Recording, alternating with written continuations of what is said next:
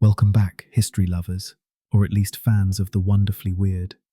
Tonight, we're cracking open the dusty archives to bring you tales so absurd, so delightfully ridiculous, you'll either fall asleep giggling or stay up questioning reality itself. Our main event? The Great Cheese War of 1511. Yes, an actual war over cheese. A conflict so epically silly, it'll make you wonder how we ever managed to invent the wheel, let alone the cheese wheel. But before we dig into that delicious madness, let's whet your appetite with a few bite-sized oddities from the banquet of history. Imagine this army's marching not for land or riches, but for cheese. This is the kind of chaos we're embracing tonight, where the line between genius and nonsense is as thin as a slice of provolone. So grab a snack, maybe a nice aged cheddar, and let's dive in. The year 1511 was a time when Europe was a patchwork of city-states, duchies and kingdoms, each fiercely protective of their local industries and trade rights. Switzerland, already known for its mountainous terrain and hardy people, was beginning to establish its reputation for exceptional cheese-making. The Swiss had discovered that their high-altitude pastures, combined with specific techniques passed down through generations, produced cheeses of extraordinary quality and flavour. But here's where our story takes its first delicious turn into absurdity. The neighbouring regions, particularly certain German territories, had grown increasingly envious of Switzerland's cheese trade success. What started as healthy economic competition gradually soured into something far more bitter than any cheese could ever be. The conflict began, as many great disputes do, with a seemingly minor incident. A Swiss cheese merchant named Klaus Bergmann was travelling through the German territory of Württemberg with a wagon full of his finest wheels. According to the chronicles of the time, Bergmann's cheese was said to be so aromatic that people could smell it from 3 villages away.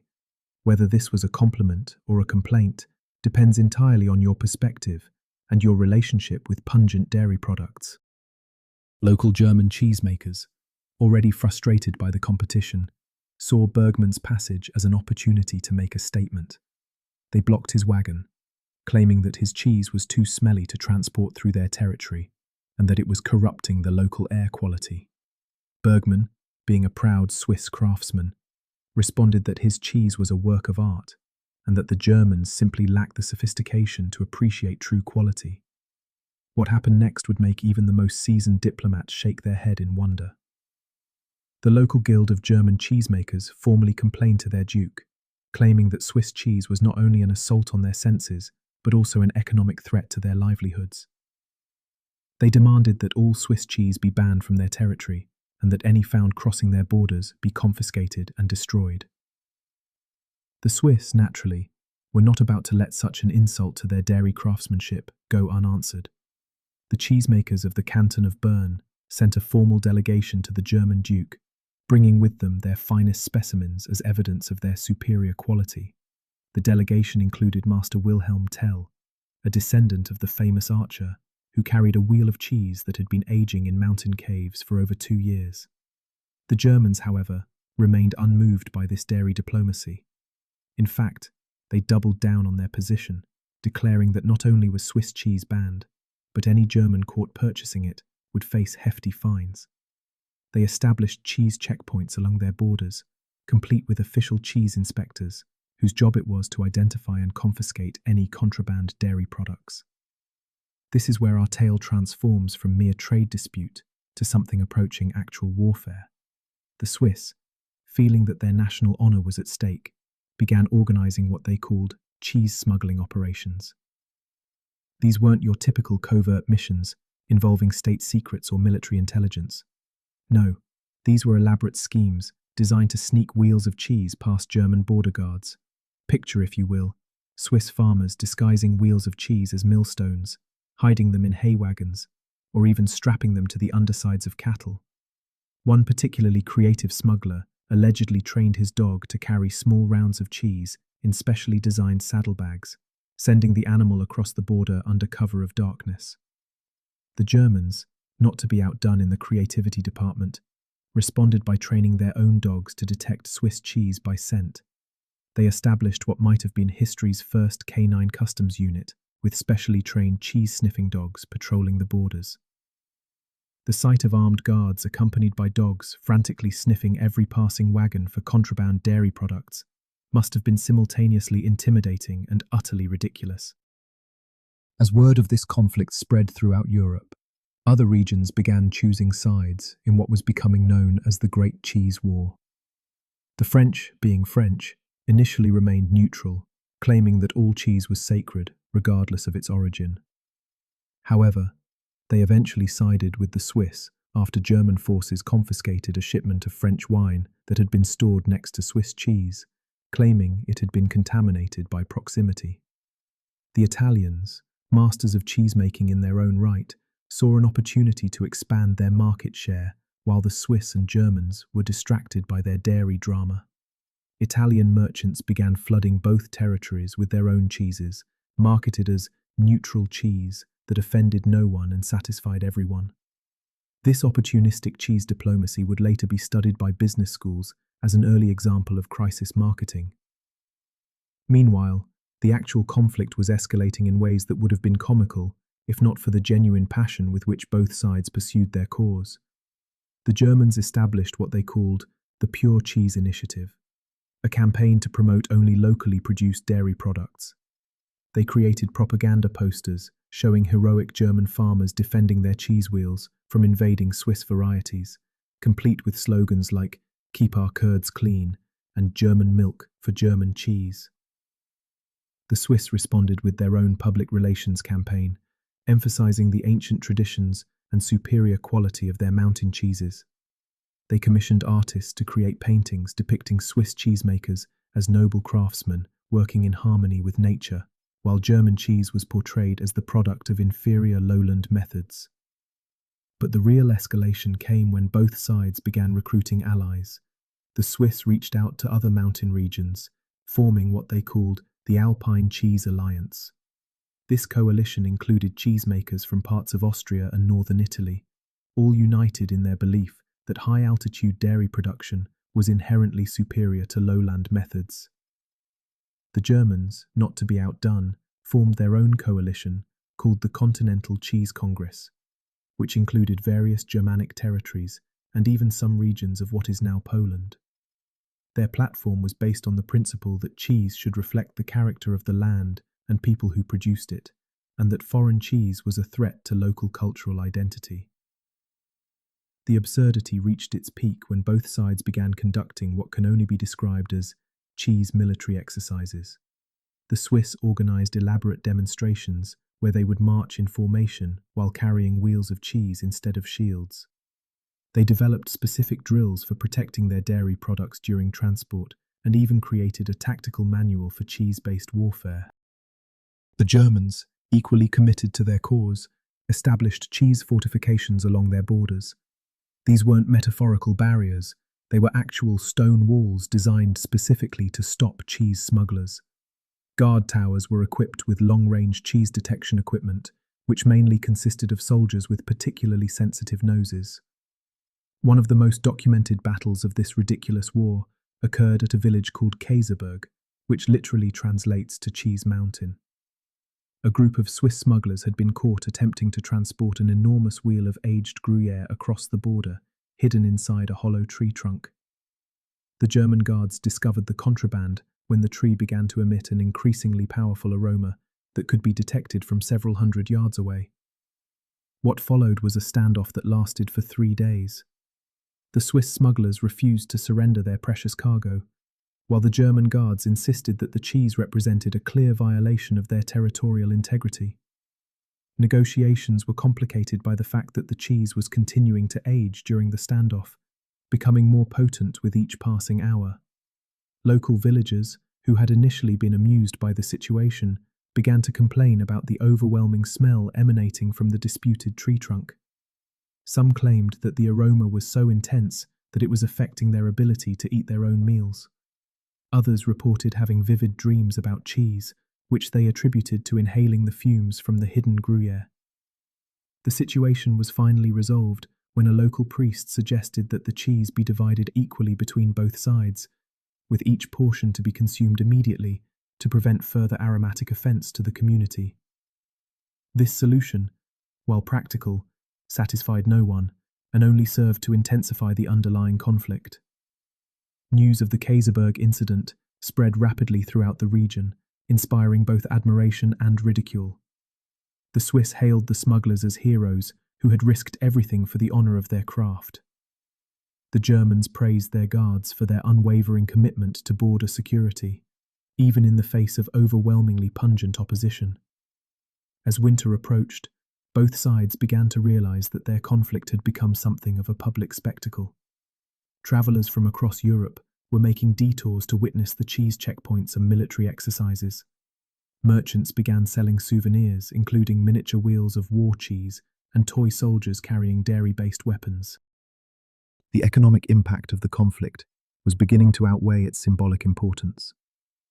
Trade between the regions had virtually ground to a halt, not just in cheese, but in all goods, as the border restrictions had become increasingly elaborate and time-consuming. Local innkeepers reported that their establishments reeked constantly of various cheeses, as travellers attempted to smuggle their favourites across enemy lines.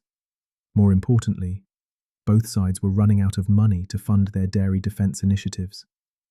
Maintaining cheese-sniffing dogs, specialised border guards, and elaborate detection equipment was proving more expensive than anyone had anticipated. The Swiss cheesemakers were losing significant income from their blocked German markets, while German producers were struggling to meet local demand without their traditional Swiss imports. The beginning of the end came with what historians now call the Great Cheese Spoilage of late 1511. Both sides had been stockpiling their finest cheeses as strategic reserves, storing thousands of wheels in specially constructed warehouses near the border. However, the unusual military activity and constant movement of troops had disrupted the careful climate control necessary for proper cheese aging. The result was catastrophic from a dairy perspective. Months of carefully aged cheese began to spoil simultaneously, creating an aromatic disaster that could be detected for miles in every direction. The smell was so overwhelming that it began to affect weather patterns, with some regions reporting unusual fog that smelled distinctly of rotten milk. Local populations began to flee the border areas, unable to tolerate the olfactory assault. Even the most dedicated soldiers found it impossible to maintain their posts.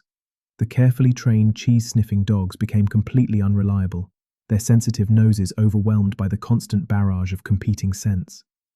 It was at this moment of maximum absurdity that cooler heads finally began to prevail. A group of merchants from both sides, facing economic ruin from the continued conflict, secretly met at a neutral location to discuss peace terms.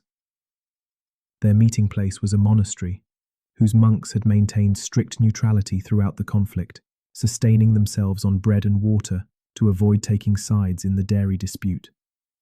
The merchants quickly realized that their conflict had spiraled far beyond its original causes. What had begun as a simple trade dispute had become a symbol of regional pride that was now threatening the economic survival of everyone involved. They agreed to approach their respective leaders with a proposal for what they called the Great Cheese Compromise. The compromise was elegant in its simplicity. Both sides would acknowledge the quality and legitimacy of each other's cheese-making traditions. Trade barriers would be removed, but each region would be allowed to maintain quality standards and labeling requirements to protect their local products. Most importantly, all future disputes over dairy products would be resolved through taste testing competitions rather than military action.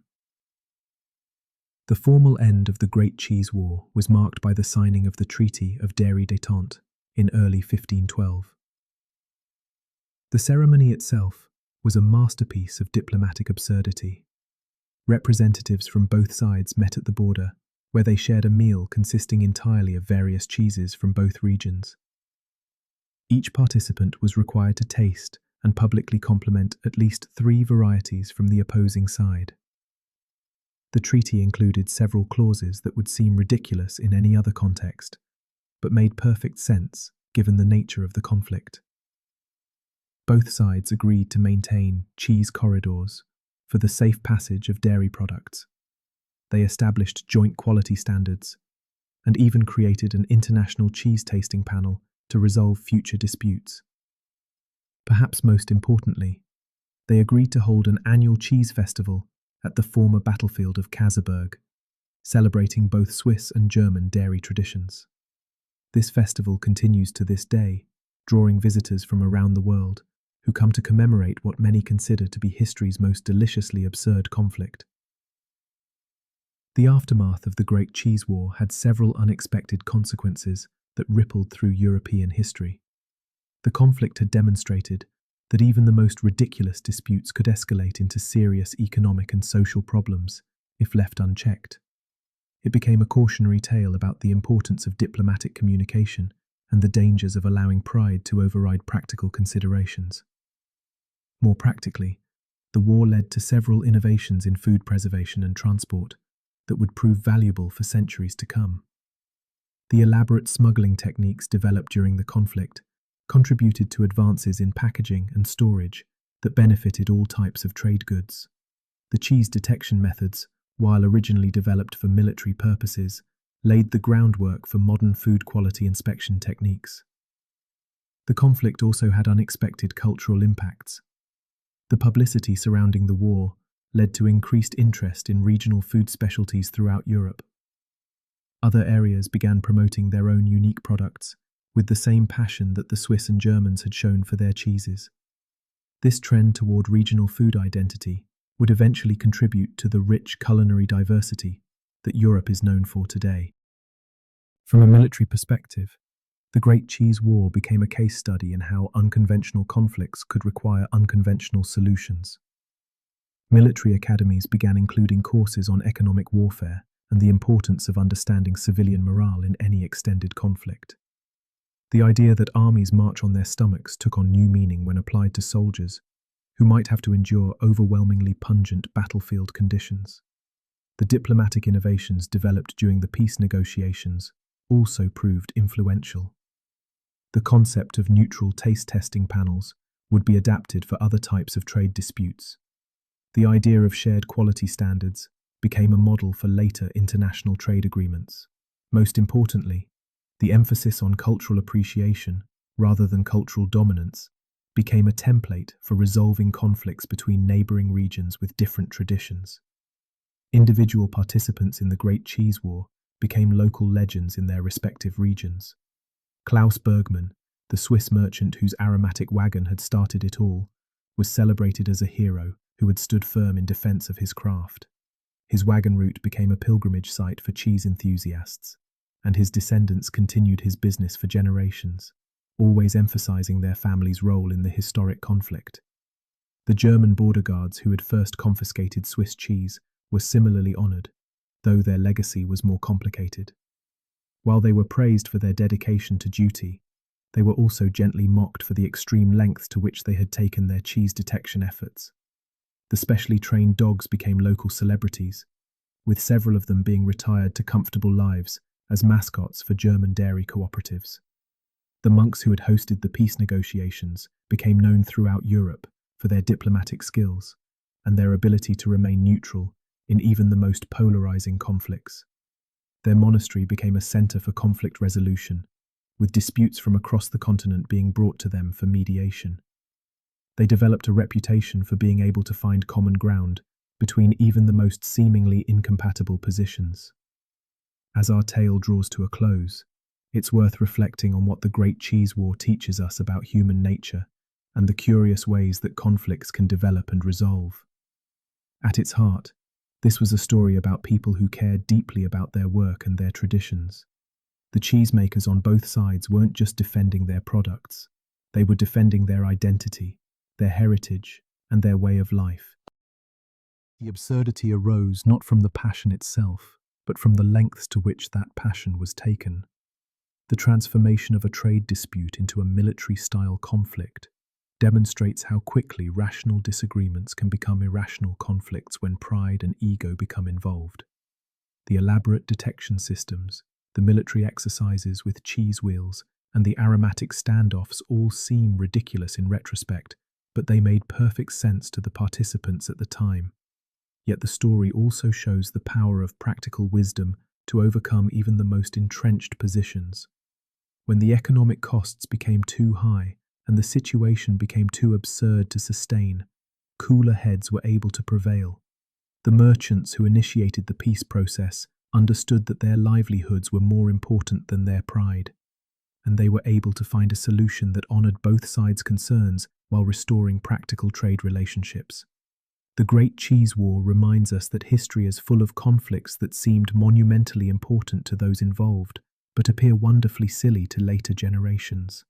It suggests that many of our own most serious disputes might benefit from a healthy dose of perspective and perhaps a shared meal to remind us of our common humanity.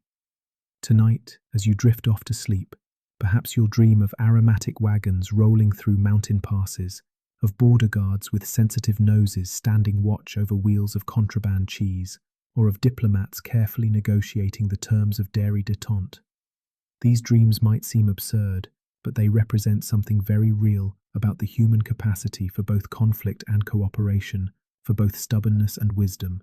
The Great Cheese War of 1511 ended not with conquest or defeat, but with a meal shared between former enemies who discovered that their differences were far less important than their similarities. In a world that often seems divided by conflicts both large and small, perhaps there's wisdom in remembering that even the most bitter disputes can sometimes be resolved with a little taste, a little tolerance, and a willingness to appreciate what others bring to the table.